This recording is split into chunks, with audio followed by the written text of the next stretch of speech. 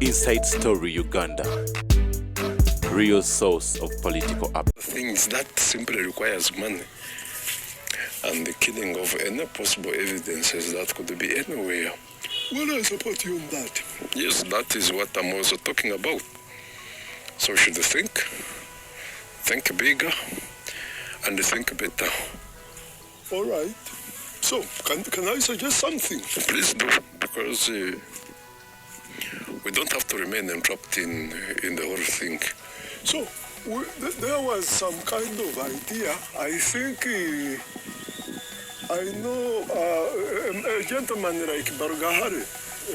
Barugahare is a person you can basically talk to. And he understands most of his options are either about political dominance and money. So, if there isn't a conversation you can think about and it's all about money, I think you can put his attention. So, can't we really use a person like him to see that we can compromise the attitude of Tamale and could it at least to become either docile? Because so far, what I believe, the final conclusion is that Tamale can never be our friend. That one is clear. But can't we really try to calm him down and cool him off so he can think about also doing some investment elsewhere? It's just a suggestion I'm having. Well, that would be a good one. But they already failed the attempts, and we have really tried those tactics long time ago. But even when he gets to know, because there are certain things we discussed and you wake up and you hear recorded tape on the radio or on the YouTube channel. But this guy, he never changes. So currently, Tamale Mirundi actually is blaming us that we have been dangling money as a method to build a bait so we can have him surrender his steps and all of that. That has been the normal talk he says of the things. But what I'm looking at really is we never dangled the money. If he was a person very straightforward to tell you that if you give me money, I give up the option, an innocent person would get that money and hand it over. But a person who is waiting for your money and the same person is waiting to hammer you even harder, how can you think about giving them the money? So that is where the challenge came from. So you can no longer talk about the money until the money says, at least you would send an emissary to people like Sam Kutesa, to people like, there are several people. Tamale could talk to, and like he would say that, you see, if you give me the money, I will destroy this. But the man who says that you give me the money, but I will not destroy anything, I'll keep my pace. It can only take an insane person to listen to such a thing and actually do it. So that is where my whole problem arose, and that is it. Well, actually, you are really very right. Any certain person would think that, you see, a man who does not come out straight to tell you that I will never do this until you have done this is a complicated person. Or a person who does not put clear boundaries to a deal. That is a no deal already. And it is what it has been happening really. But, and I think that could be Mr. Tamale's shortfall. If he does not elaborate, identify his position, then it becomes a no deal actually. I would personally do the same. So that is where we are. So currently speaking, we've had to have a middle ground. We've had to have a middle ground. So we looked north, south, east, and west, and we failed to get a middle ground. I know he's out there complaining and has been sending so many messages to Sam. Trying to tell him how we are playing him, how we are doing that. But he's the one playing us actually. He played us for too long. He wants somebody to invest even if it were 10 million shillings. You can't say that you give me that because I'm annoyed. Then after I take that money, I keep my anger. But I will never forgive you. Then what is the reason to give you the 10 million in the first place? Keep your anger, keep your vendetta, and then leave me with the money. I do whatever I want to do with it. As long as your words are not going to kill me, I can use that same money to liberate myself in another way. So that is the whole thing. So simply, I believe Tamale simply failed to clearly identify his zone of operation. No, you cannot have your cake and eat it. You should have to think of a better way out. But it really didn't work out, and whatever blame is casting on us, it should be his problem. This is a problem right there. So for us, what I'm looking at is how we are going to wrestle and fight for anyone. I know some of you are very worried, but let me tell you, through challenges we become brave. Through bravery we make heroes. I believe everything is humanly. It is the humans in charge of this, and it is the human beings involved. And the way human being is, we have a common interest, and that is life. And what makes life and makes sense these days is money. But it is all about how you package it and deliver it. So, we can win in this case. I know according to what Tamale Mirundi says, he has other options to lead his life. It is okay. We can let him do his work. We respect it. Even the president respects him for that. But that super arrogance, and yet it is the same person who is casting the arrogance on our side. It will not work. It will not work. We shall always resort to other ways. There is no way to give you better welfare when you are not saying you're going to lay down your weapons. No, there is no way. If you say we are sworn enemies and we are fighting, and then you want me to give you more power in terms of weapons, but you are not telling me that we are going to become allies, or that we are not going to sign a pact of non-interference, then what good is it for me to give you the power? No rational person would see it not so really. It's true. But let me welcome two groups. As I was leaving my home, I entered my church where these machines are stored. And I looked at the two groups. One is sitting in Mulago to listen. Another one is sitting in somebody's place, including the speaker. The one who is speaking. They're waiting for me. The Mulago people have suffered another setback. Which setback? He was watching them discussing that the president had summoned Diana. After listening to her, is now interested in the man himself. Which man? Baterana Biarugaba doctor. Maybe Agamba they can use elements in the flying squad to liquidate him. I alerted him. They gave him the tapes, the recording tapes, which are fake. The recording tapes which are fake. A person came from Canada who sent the money through Tanzania. 10 billion came. I know the hotel where they're staying. Ever since they arrived here, me I will come money, but any condition of money. Ngabali ku mission kyaba abajja 10 billion. Nti mwakoze bubyo kulumba omusajja ono wa owemulago. You have killed the remaining business of ours. Kubanga bo bayina preemptive and arrogance. I said that Westerners use malice. But this is the first time malice to confront witchcraft. Yes.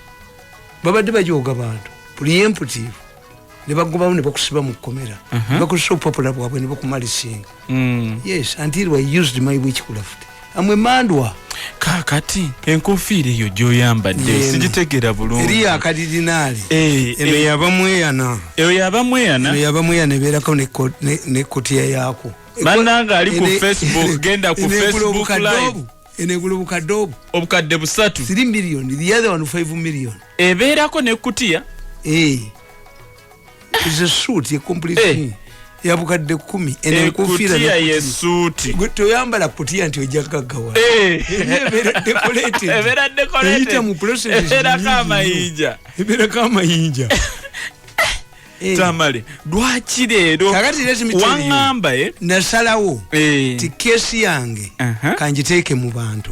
How did these people start fighting me in 2014? Oyo ayogera yagaa nti I abused his mother-in-law, which was a very big accusation. The president called a meeting and asked me what we went wrong.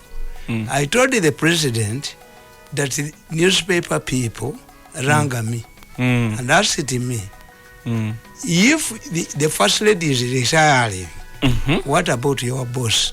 Well, the first lady came earlier. I came later. I said the first lady was called by God. So she can be called by God to go back. To retire. But Museveni has a contract with the voters and the delegates conference. Has to go back to renew his contract or not. Hey, is that what you said? I sat with Museveni. Nga muli bameka? Nga muli babiri? I wrote an apology that if the first lady had misunderstood me, but you call it red paper. State House is not missing journalists. So koleke? Give them your statement. Newspaper ya. Ngono. Nanyini nsukati abologa. Ngatamanya alumba mmandu. Kati bwasisinkana mu President Museveni. President najitwala na ngamba. Nti. Janet has accepted your apology. Gandhi publish it if you want it. Najiboloke nga lwaboko. Museveni was coming from Namugongo. Papa yali agenda kujja. Nangamba ekintu kyonga tekyafulumye. Nimuga mukodumu ya kibolokinze. Is interested in the gun. Narwisa atudde walinga omugugu. Can I tell you? Narwisa is indicted. Ate yakoze otenderezebwe Katonda weggulu yakola stupid gun statement. Betukwata ffe tubayina. Kati America wants an audit. Narwisa byakwata baliwo. Genda ku Facebook live pale FM Uganda otwote buliro nga tukuweereza. Bidwa yabadde asigaddewo standing. Kuli yafulumye. Kabusenga namufulumye. Sokoleke. Yafulumye atati. Witchcraft is like a revolution. Sokolinde. Once a revolution, the only way of stopping a revolution is not allow it to occur. Kasalitandika mwenali bamalawo. Teri asigadde waggulu. Nakalema yagamba, you thought he was a very influential man. Is he? Are you there? Nakalema, did Nakalema expect that the newspapers will take a time tebamwandiseeko akafekete kabukedde kebagobye kagamba ye the 10th influential person in Uganda. Ani Nakalema aliruddawo. Tamale. You see, African gods are very fair. Eddogo terisofulumya omuntu mu office. Lisofulumya omuntu mu office. Nagenda waffe n'enkaaba. Kakati omwami oyo angobesa mu State House. Chairman waabwe wa fellowship yagamba, we must ensure this man goes to his home and rot. Mr. Chairman, I'm not rotting. I'm stinking in Kampala. Sokoli. I'm stinking. Even now I'm stinking. Tamale. Sagenda waffe. Nantera ekibunze kyekiwunye. Tumwebaze. Kati okakasiza nti owunye. Kitegeeza programu zange zonna. One after the other. Kuba kali deeply involved mu kutwetta abantu n'okutunda organs. Ne katagitinga omwana wange. Ne kantagitinga several times. Even recent kali kaka jangolo nikakwata kana akapopula. Mero simanyi tumwebaza afuduze. How we can nuggish clean another nuggish? The newspaper is a nuggish. How can it clean a nuggish, another heap of nuggish? Oito kose nuggish okwazo omuntu akakapapula nuggish ate kanaza kati nuggish. Tamale. Bigambo nga binene. Yes. Targeted my son ne bamukuba. Kakati the problem now. Did they think that at one time I will fight for 8 years. And in my tradition, religious, once the clock's 9 years, is now Omutego. We don't see each other. Sokolinde. Bwegwera omwenda. Ogwo gufuuka Mutego. Kankubuulira omwenda. Omwenda, obate ng'agenda okukuba Obwakabaka. Yagenda ewaabwe ennaku mwenda. He stayed in northern Uganda for 9 days. The 10th he came back and addressed a press conference where he denied that he was not going to the accusation that he was going to abrogate the constitution. Obate yagaba mpayiriza eyatulera nkasita. Yamala ennaku mmeka? Ogambye mwende ewaabwe. Olw'omunaana ne bamusindikira eyali amekamanda. Amutwalira ebbaluwa akomewo e Kampala nga ensi ebalemeredde bamuteesa. Bajasi bakuba amasasi ba ne bamuyitayo. Bamusanga n'aba n'emmere essaawa 3 ez'ekiro mu luggya. Baatema 10 nga balabye amataala. Sokolinde. Oba baddamu batya okulabagana abatalina mobile phone. Sokolinde. Story eyo nga nzibu. Yes. Nga sijuulirangako wantu. When you look at the 9, in 1969, Obote abolished political parties and declared Uganda a de facto single party state. In 1969. 1969. This is when the Pope visited here. 60 what? 69. Papa yajja. Yes. 1979. Amin left. 79 nagenda. When Museveni came to power, he asked it for 4 years. When you add his earlier 5 years in the bush plus 4, it makes what? 9 years. After the 4 years, he asked for 5 years, making what? Omwana mu lubuto amalamu empanga ki? Myezi mwenda. N'abalogo bw'obologa erinnya olino amusinga emirundi mwenda. Sokolinde. N'abalina lubaale. Essa mumutuuza ne mukuba ensaasi ennaku mwenda n'agaana eddiira abaaliganye. 9. Katutuuse mu 9. Mutuuse mu myaka mwenda. We have to surrender my man unconditionally. I've defeated them. No negotiations. Bamwe kye mutamanyi. Bayina problems bbiri. Bayina case ya organs. Baali bagamba. Bampita ekyankwanzi nti naabusinge. These are fake. Nali ngenda ku blowing up mukube mwabye. Okuva lesagenda kyakwanzi. Walabako. Ngebya kyankwanzi babyogere bya advisors. And to their knowledge, let me inform them. All of the allowances that were given to Chankwanzi were given to me before. Wazifuna wadde nga togenze. Bali babikuwadde dda. Bali bange mu government bali bategedde nti bagenda kunzitirayo. I did not go to Chankwanzi, an idiot rangami. Come for Gondi COVID test. I told the idiot. How many times have you invited me? No. In the last 8 years. Nayo tabeda idiot my allies in the government gave me even more money than those who attended the Chankwanzi not to go. Don't go. Bakuwa sentence untitogenda. Yes. Bano kibatamanyi. Era notagenda. Kati balina kya gondi bbiri ezibatta. The case is in a worse situation. Ate gutya. Anti bagattamu kuba Museveni. Towulidde bagamba nti Museveni amulispectinga. Ebyuma bya Museveni. Ako kentwe ya pusi. Abasajja babagamba. Mukwate billioni 10 muzitwalira omusajja. Ne bagula zile motoka ezo. Drone. Drone empyatuko. Ne bagiteekako ennamba za motoka zange. Baleete ssente baziteekewo ng'emmotoka eyange ya taxi ekomyewo. Ako kamwenda ne kapulaninga n'abantu banzita ekiro bazitwale. Nga nkawulira. This beggar, how can this beggar get money? The one who is speaking said, Erich Mirundi is a nuclear bomb.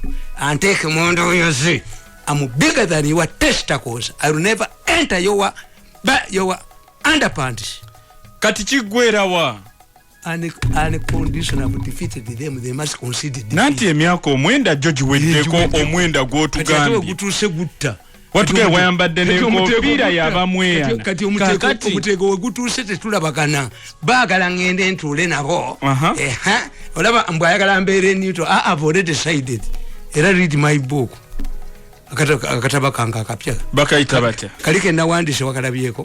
Nakalabye kewaleetako luli. Waliwo akalala. Waliwo kali how mafias undermine Museveni's policies. Ogenda Kampala konkalite. Waliwo kano when the judge becomes a thief. When the judge becomes a thief.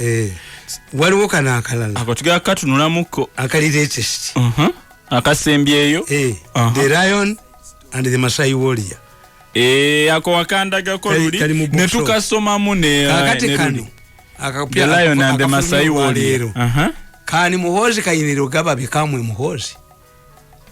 muhozi batugamba kitegeeza the avenger anavenging atyanga bamukubye anavenging atawo wakambwalirira na it is in the interest of Museveni to defeat this group eraji kubi na banonya sente necha batutemula ne kanuka buli we kanuka wonna kanukire sangobe kanukide mulago nankabiro yali agala kusasula sente umeme bafune sente buli wababa lumba wonna Ministry of Education ne health mwe basinga okujja sente ontutemu speed yawo ensonga nyazo nao oziwumbiwa mwatenga zonna nene gamba wetutuse kati zeze musalenda mayimana and condition too when we sit can we evaluate my loss depending on what my family has suffered if I was not so young against mu bantu bonna abagaga including my relative my source of income is my shiraini yajikwata kwa gwedalu soko mutabo kalubindi kwa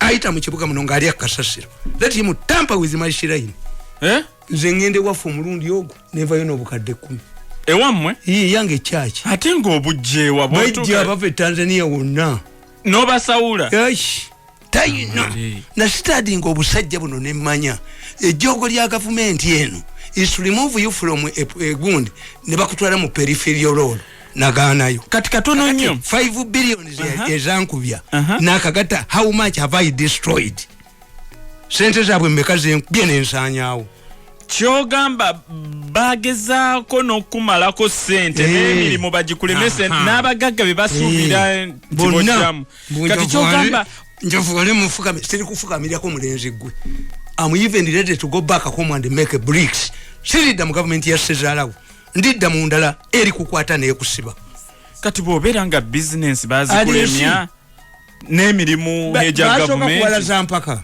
tumwebaze yaleta ekyuma ekijja South Africa the talent ekibagana oyayogera naleta abayizirayiri ne bamukolera jacket the talent mukwata ne baleta kwe bagenda kwa gundi Chinese embassy ne babakolera gundi ne babakolera bakita batya zoom system nejikwata neisai energy ingira nejikube mirundi esatu ne basekerera ka Museveni kaina sako ntono batulanga ka abantu anamba 5 ekironga ekiri ku zoom teri kyama America kibatamanyi anti omuyatanga bande ku center yena yogera ne munne nenga America sai ekiyingiddemu ekikube mirundi esatu abantu 4 be batulanga fellowship yababbi kibere kyababbi kinene nnyo yes when you hear be representative kagati ne bagenda ne baleta embassy ya China ne bawo mu China nenda banga yoza na amasimu gonna agambi amasimu mugajjewo ne guard eri akuba bujingo ne yabaganti amasimu mugajjewo eno setira yitini mix with which kulafiti majini gengaba kwata gwabagaggabo technology mukubantia ne mumalawo ne balimana okumanya ebyuma gye biri wamukubisa ki technology is a mixture of witchcraft and technology stand up and bitabula omutwe ngezaako okubigatta technology wakwataganira ne loko marisi to the extent nti bamalisinga n'owaabwe naye ne muhozi naye ne mumalisinga kakati mukatabo kange kubuuza nti of the two disputes ani awunya okusinga munne kwani nani yes if Muhozi is violating human rights, what about you, the killers? Who killed the people to extract the organism? Even Idi Amin, who enjoyed excellent relationship with the Arabs, never killed the Ugandans abroad to for sale. 3,400 Ugandans, girls, were killed in India alone, and their organs extracted. Kati chicholaba maso. Basasule. Tekibaveeko kino bo balwanira muli eri munda yagambye tibalwana Muhozi yagambye nze nzikiriza okubagira Muhozi ate tetukwesiga ani yakiriza mbuba nzikirize to spread my ideology ideology ya fitina abantu bandomba byo bamazeewo abantu abakubye that this time they consider defeat edogoliba kubye aba westana mukyuse arrogance eyo violence no busuma. Tamale, those are strong allegations. Yes. Arrogance. Yes. Malice. No busuma. Yes. Nanga kati boba besente emulago. Omusajja bamusibe mu komera. The man is sick. He can die. Busuma. Bamusibe mu komera baguza omulamuzi bamutwale mu anti-corruption court. Boba protecting. Byanyima simenyoni. Bonna bali indicted. Because Byanyima is indicted. Why? The real show fighting in Mulago is over organs. This was the remaining operation. Anti bamuyina. Buli ajjayo omutwe bamuyina. Buli ajjayo omutwe bamuyina. Nalweso ali underground. Byanyima ali underground. Osimanyi Namala ali underground. Sokolinde. Ebano musango gwawedde. By May. By no genda a Hague. Kata how can an indicted person namawuli bagawa billion de gagana ningana. Kakati mukyasikachi. This man is determined to deny us any role in the future politics of Uganda. Yes. Did you think about my future? Why should the hanger man who has used the same rope to hang people fear the katibaga entry pussy yagamba? Tomagamba temwesente nga Museveni amuwa bifu. You are stupid. Museveni would just know. Ayina sose Museveni upalesi mu bintu bingi kyovula bamulemeddwa. Museveni bwaba akola ekintu kyetakozesa sose emu. No. Achikola atya. Era abanoza ne kyevu ye problem yaje bakoze baze mu group ene y'abantu ne babulakameringa Museveni. Abanoza n'abagande bwe mutatu wabwa speaker tetugenda kujja mwene ali mne nabalabye nga bazi tribal sentiments. Look at this man akugamba nti Museveni yafuna Uganda yafuna ebitundu 3 mu mambuka nafuna mu mambuka nafuna 63%. One. Ne 63 jali mitwalo ngasa. Ferongo time. Museveni was not getting votes in northern Uganda. 5%. Who send this government? Tewali. Zini mbuzo muni tozini mfana. 30% eya mu Buganda eri equivalent. 30% eyo mu Buganda bebalonzi kakadde n'okusuwa. Mu northern Uganda 63% eri mu bululuki.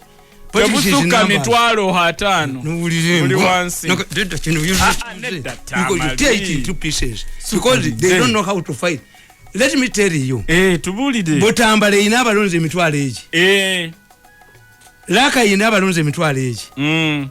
Yefu Kampala. That's why I tell you. Tumwebaze yatira Museveni mu Kampala. Museveni abantu bamutidde Kampala. Kampala ina 1.5 million voters. Even if you get 30% of Kampala. Ogatabu districts amakumi abiri. Monitor editors, you display this stupidity. You give us, tell us what was succeeding, how was Museveni getting? You can argue tibali batubulire 63% bebalonzi bameka. You are stupid. Abasajja ba monitor bava mu lufula wali ne bagenda bafuuka be editor. Nawe yes, abasajja basoma monitor. You cannot use this. There was Museveni who was winning without northern Uganda. President Museveni agenda mu West Nile. N'abagamba ngenda kuba wali bamusabe ekyuma. Muwezi yali Mr. Harris. Museveni extended his days there. Kuruno tugenda kuwa bamuwa. Yajja kamini. Hitibenze muwa. But ani azibe ekituli kino. Ani akiziba. Even if Uganda gives you 10%. Ekuba balala bonna. Analysis eyo nange nagitunulite ngamba. They are idiots. President Museveni ne wankubadde North bamuwa ebitundu mu 3 ku buli 100. Naye ate Buganda ne 30% yamuwa obululu akakadde kalamba. Justice is missing a point. Edwa. Olanya. Lwaki tribal sentiments Olanya was in charge of parliament for a long time. That he failed to construct the hospitals in Uganda. Yes, if the Baganda attack him, you were in charge of developing the health sector. How much money during your tenure, Olanya, did you, because you have the privilege of going abroad, babatireyo, uli agende weru bamutireyo. Lukwa yavawa nunga alwadde COVID, yalaga Kenya, teriyo byuma. Bamuteka mu kasenge with oxygen. Yes. Have you seen Kenyan is running here for treatment? Hey, we are equal partners. Nti ali mu ntebe enene aina okugikozesa okukola ebyo byayina okukola. If today I'm in charge of Ruzira prison and I get a chance of getting an MP, Muteka wali B mu Kidoli. Lwachi? How much money has the parliament passed to develop Ruzira? Kubati bakirowooza ako. Lwaki bavudde kweyo argument ne bakitunuuliza kirala? Yali Kenya nga yakulira prisons. Bwe batwalayo ne bamukozesa okusibanga gundi. Nawera omunyo ne sukali. Iyo si nyumba yako. Uwe mufungwa. Bamuyola bamutwalayo. Yali ye yamugamba ekamiti. Yabuuza ngate muri sukali werabidde. Wagamba ki? Wagamba nti edisi makago omunyo ne sukali tebyetaze twagala. Abalonzi bamubuuze nono munne.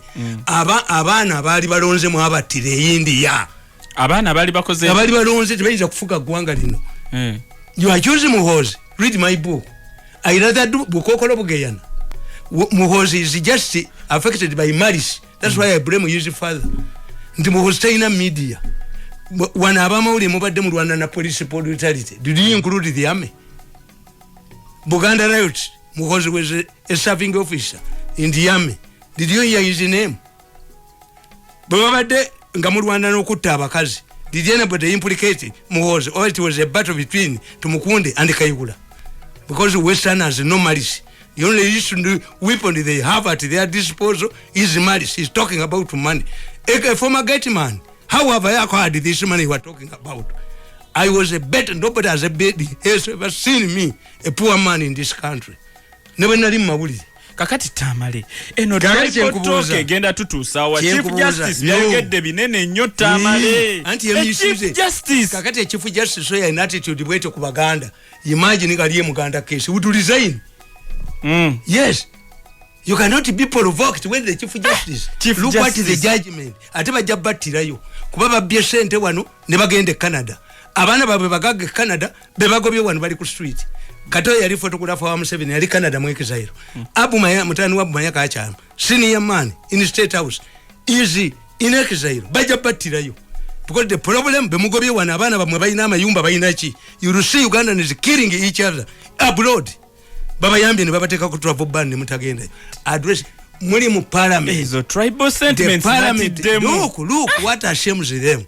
Parliament guaranteed Museveni brought to a woman here. Parliament ne guaranteeing loni ye edwaliro lye modern. What did Oranya do to ensure that hospital, because you cannot follow sick? Hey, kakati sente zaisibwa mu parliament okuzimba edwaliro specialized hospitals sobola okujjanjaba ebyo contribution terizimbibwanga. It is a warning Bible yetugamba ti omusajja yagenda mu ggulu n'alaba ngaba abona bamutadde muliro n'agamba Katonda nzikiriza nzireyo mbulire baganda bange balime kubona abonanga yamugamba dedda bali kaba babulirira kati butadde eno story yawandikiddwa ntwe ya pusi yonna what lies ahead for new speaker life after Olanya era jekiri mu mwende jekiri namun the same idiots. This was written a agenda set fatu bafuga mwibani abatasha bamwe kati speaker abere kapucha bamutekera byayina okwanganga. Monitor editors in newspaper. These newspapers who never went to school, who can present these statistics? These statistics illustrate in terms of figures what 30% of Uganda vote means to 90% of northern Uganda votes. Tamale minister tabeera happy kukwesimbawo kubwa speaker twalabye ne ba minister baleka docket bajje bavuganye wano naso sekulowooza nti Museveni yabalagidde nange bwe nalowooza naye no, it means that many, as I always say, have not come across a happy minister in Museveni's government. Nagamba Museveni government yonga yavuddeko oba noyogera ku lunaku olw'okulimba baminister bazina amazina omulenzi oyo ne banne bajonyesezza buli muntu bebabba bebasuma ate bebasibisa abantu olekawo otyo bwa minister bwa health atali comfortable oleka ministry ya health minister bameka ono Kafuzi abo baba banene Kafuzi yayogera n'agamba mbuye awagira ekyokuyisa ete omuntu mukamoli oyo deputy attorney general nawe nojayo mutwe mbantu Kafuzi Jackson oyo deputy attorney general aduka nolekawo docket ya attorney general no they are robots ono kakati sadira kitegedde ono boss Jacob Maxon boss state minister for defense obamunene mu ggwanga aduka nogisi aduka bujozi buli minister aduka bujozi bw'abavubuka bano esabota fijo Museveni has failed to fight in his government. Museveni with Rwanda. Minister of Education, Hamzon Obua. Why are ministers running away from his government? If they are running away now, what will happen if he is confronted by a challenger? I told you, Senyonyi, Akulimba. Senyonyi yabadde mu meeting, ne group we. Anti Senyonyi tayina biwandiiko. Bamukwatirawo. Senyonyi Ghana, nti tewatudde mu meeting n'abantu abo ne akamala degree y'amateeka wane ate ebiwandiiko ebya senior phobia bikulu bali agambona kabannabwe basoma tumaleyo statement eno Tamale olekawo ebifo ebinene aba NRM okujja abangi nakyo kiraga ki 13 people ku kifonga mujjuza kya munno.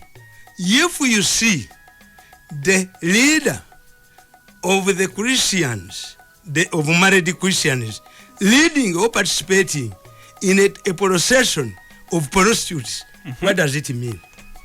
Kibategeza naye agenda eri obufumba batalina when he's still in charge. Ministers revolt kitufu ba minister when Museveni is no more. Twatulidde statement eyo kifaananyi kike baalaze eggwanga. They are not comfortable. They have the vote of no confidence. Joseph buli sector yonna Jose Sezala wetamugambako azanyidde mu government ye gizanyiremu mujja kudduka wano ne bwe muyina mudduke tubabulidde muganya okuja ng'omusajja yagenda mu ggulu abasinga babeera ne hope singa ndifuuka ko minister ndibeera mmaze naye olina akifuula kati naddu Theodore Sekikubo. Sekikubo wants to make a statement. Eruwa of all of people from his area atafunye bwa minister Sembabule era yangu yemangu yoko conceding defeat kubana baga musiri wadde mudde bigezo bya mumbitute mu UNEB. Yes ekyokubiri kyolina okumanya yayangu yo consider defeat akasembayo kwekyo Buganda obutaleetayo muntu vuganya ku opposition neno mu government twalabye aba northern bata aba eastern bameka nankuli anongo ekyo the strategy was Mpuga president yakoze risafu yabala DC omwana yali amuwangudde kubanga Mpuga nembidde basimba ngabonda babetaaga nanyene nsika group ke kaina akajoga abantu kuruno wajoga mwata jogebwa kuruno mulenzi go wajoga atajogebwa onsita kumacha bakuttalwa golo tasigaza kantu wano ejoga eryo likugwemu obagwe tosobola kunsasula Sezala wansasule Abaganda bagamba gatekebwawo muto gajibwawo mukulu.